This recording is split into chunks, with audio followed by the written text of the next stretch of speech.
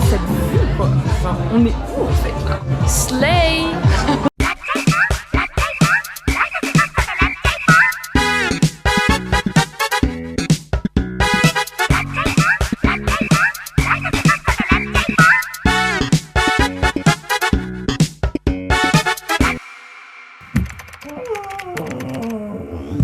Hello la team. Je suis claquée. Je suis pas une personne très matinale. Voilà. Juste une question quand même. Est-ce que vous êtes team petit-déj dès le réveil ou ça arrive plus tard?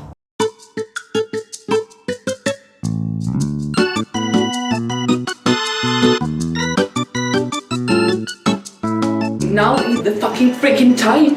Je suis de bonne humeur, je suis réveillée, je suis en retard aussi. Waouh! Vous vous êtes cassé la gueule un petit peu, genre ça vous a carrément renversé, bouleversé ce que j'ai dit. On va retrouver Astrid, Daphné et Cynthia. Et c'est parti en fait, genre c'est parti pour ce premier jour de DevCom. Je suis peut-être beaucoup trop ambiancée pour vous, mais je vous jure, je sais pas, c'est ce genre d'expériences qui sont trop stylées où tu te dis mais vas-y, je vais rencontrer plein de monde, je vais voir plein de conférences. Donc bref, je suis trop contente de vous emmener avec moi. Et let's go! Ça va?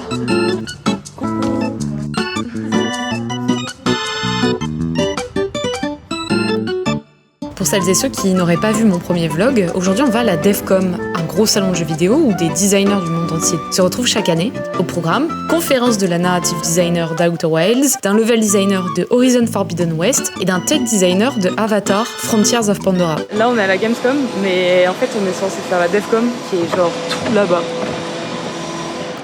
C'est pas si loin que ça en vrai. Et le soir, on rejoint Amazon Games pour une grosse soirée avec plein d'acteurs du jeu vidéo dans un contexte plus chill et détente. Mais avant de commencer cette journée de fou, on rejoint l'organisme grâce auquel on peut vivre tout ça.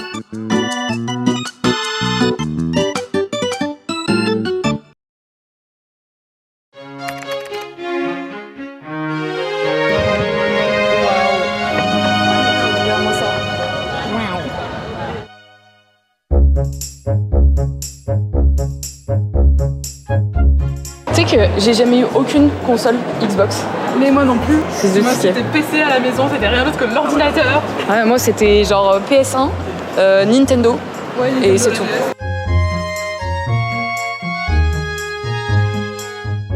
Je suis trop pauvre pour jouer à ça. Moi j'ai plus de monnaie, ou alors trop riche. J'ai qu'une carte bancaire. Bah ouais, c'est la keynote en fait. Putain, moi je vais être tout devant. To Kelsey from Super Eagle Unicorn. La première conférence à laquelle j'ai assisté, c'est celle de Kelsey Bichou, qui est la narrative designer de Outer Wilds, et qui voulait parler du fait qu'elle était fatiguée que la narration soit sous format wrapper, c'est-à-dire emballage. Ce qu'elle entend par là, c'est que trop de jeux pensent la narration séparément du reste, et ont bien souvent besoin de clôturer une séquence de jeu, par exemple, ou une partie de l'histoire avec une cinématique plus ou moins bâclée. Mais ça, malheureusement, ça limite la capacité à la narration d'être pertinente avec tout ce que le reste du jeu raconte. Si on prend le cas de Zelda Ocarina of Time, par exemple, on voit qu'ils ont clairement bâclé la narration en intégrant le hibou devant Hyrule, qui déballe une quantité de paroles infinie pour s'assurer que vous ayez toutes les bases en tête. A contrario, dans Outer Wilds, de base, la narration était censée être extrêmement linéaire, mais ils ont décidé de la rendre un peu plus fun et interactive en y intégrant un gameplay de lecture totalement différent de tout ce qu'on a déjà vu.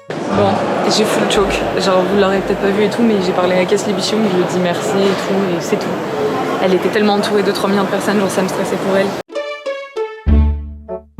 Psychological research to use it in game. Exactly.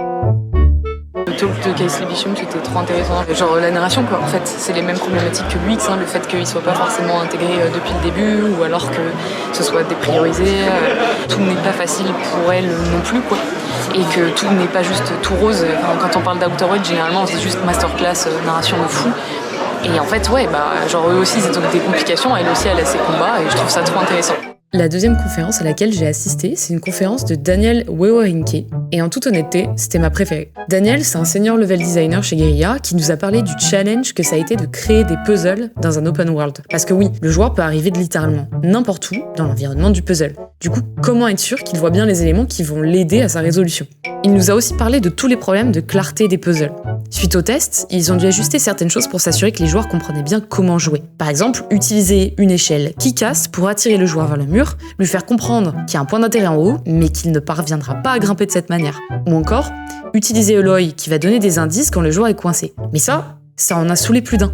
Et figurez-vous qu'ils ont eu très tard les résultats des tests et ont eu trop peu de temps pour ajuster ça. Ils ont donc supprimé des dialogues, mais pas assez. Et à terme, ils aimeraient pouvoir mettre une option à activer, désactiver pour les joueurs qui souhaitent des indices versus ceux qui n'en souhaitent absolument pas. Je suis assise à la zeub là, à moitié dans un couloir. Ce qui me tue, c'est que genre récemment j'ai regardé une vidéo YouTube sur c'était celle de Game Next Door en fait, qui parlait des backseats des jeux modernes, du fait que genre les jeux ils parlaient trop, il y avait trop de traits jaunes de partout, des indices dans tous les sens. Et il se trouve qu'à cette conférence tout le monde lui en a parlé en fait, et il a dit mais en fait on sait très bien, on a même dû cutter des dialogues de Aloy tellement en gros apparemment elle saoulait certains joueurs pendant les playtests, sauf qu'en fait ils ont pas eu le temps de cutter autant que ce qu'ils voulaient. Et donc du coup, il n'y a pas le choix d'avoir ça. Les traces jaunes, il en a parlé, il a dit ça c'est un choix, hein, genre clairement inspiration Uncharted, ça marche. Donc let's go, on le fait. Il a donné d'autres techniques des game design et de level design. Et du coup, je suis allée lui parler un peu, je lui ai demandé en UX comment ça se passait. En fait, eux, ils externalisent tout à Sony. C'est Sony qui gère les playtests, eux, ils reçoivent les vidéos et tout. Mais ouais, il n'a pas l'air de dire qu'il y a beaucoup d'UX designers qui bossent avec eux. Et j'ai l'impression, de ce que j'ai compris, que en gros, les solutions qui sont données suite au UR, c'est eux qui les choisissent quoi, c'est pas des UX designers qui se penchent dessus.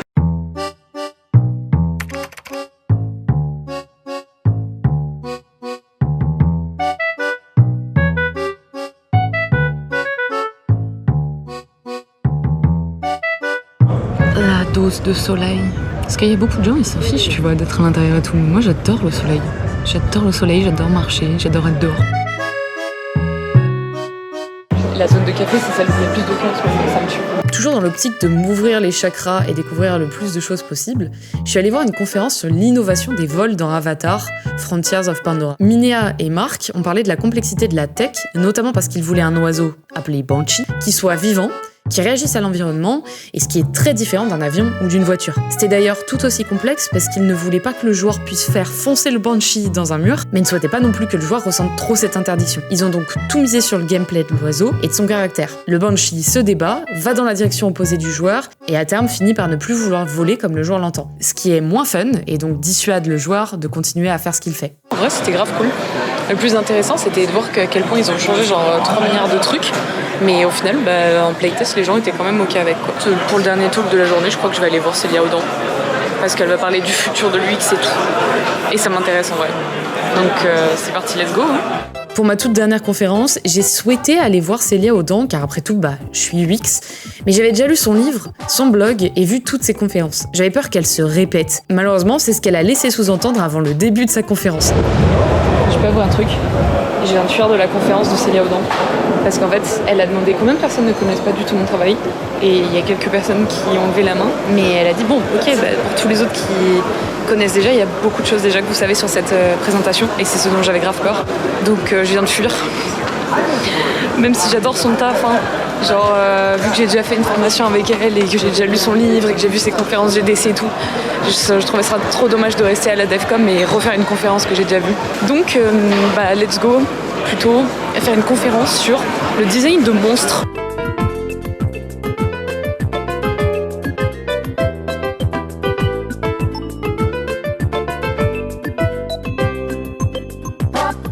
Et vous voyez la salle que je viens de vous montrer ? En fait c'est full. Genre c'est vraiment karma dans ma tronche. Ça m'est pas arrivé de la journée. Genre vraiment à chaque fois il y avait de la place. Là non. Donc je erre. J'ai essayé de me mettre quelque part dans un endroit posé pour pouvoir faire la conférence en ligne. Mais c'est con d'être sur place et de pas pouvoir y assister. Je suis deg.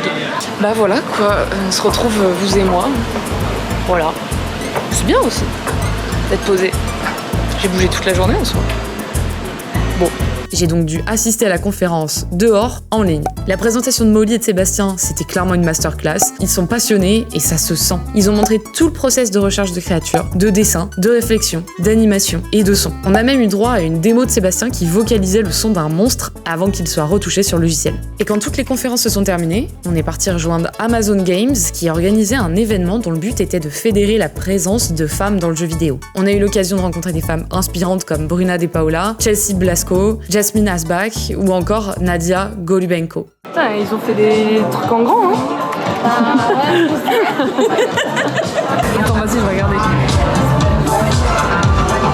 Regardez-moi cette vue, quoi. Enfin, on est où, en fait? On se lève. Slay! Voilà, quoi. On est traités comme des reines. Genre vraiment full reine. Regardez-moi la reine Astrid, là. Regardez cette reine. On a rencontré plein de gens, c'est trop stylé. L'événement est trop sympa, genre on a été accueillis mais comme des reines, quoi. Donc voilà. Trop sociabilisé aujourd'hui, j'ai trop parlé. Je suis claquée. On m'avait dit genre que ça fatiguerait. C'est tellement intéressant ce qu'il raconte que j'ai pas envie genre d'être dans un état zombie, quoi. Et la tristesse du truc, tristesse ou pas, en vrai c'est que je suis allée me prendre un Subway. Je suis même pas allée manger un truc connu d'Allemagne, quoi.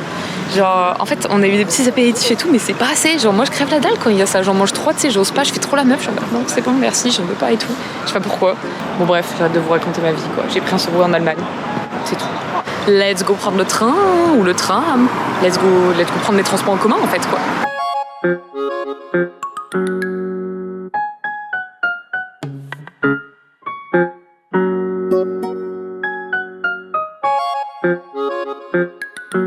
Putain mais il faut tout le temps penser à vous, hein.